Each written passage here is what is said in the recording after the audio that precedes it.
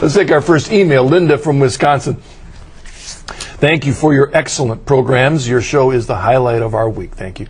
I'd appreciate your explanation of why the Gospel of St. Peter was rejected from the canon of Scriptures. Since we believe him to be the first pope, I don't understand why his gospel was not included. Thank you both for your excellent ministries and your examples to many of us converts. Thank you, Linda.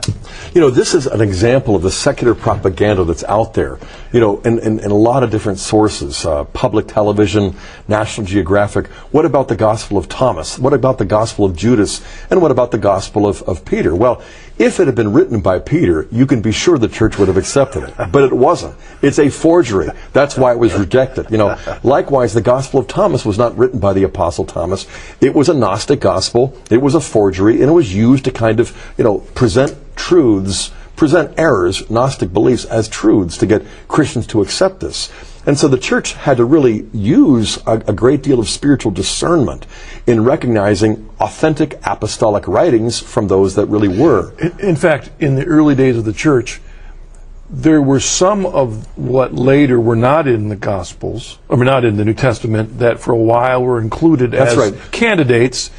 The Shepherd of Hermas, Barnabas, the Didache.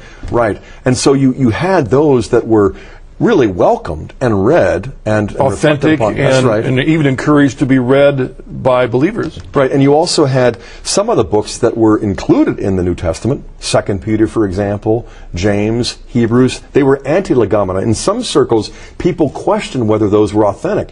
And the church said, yes, these are authentic. They will be included. And then you have things like the Gospel of Thecla, Paul, Peter, Thomas, Judas, and so on. And universally, the church recognized that these were fraudulent gospels.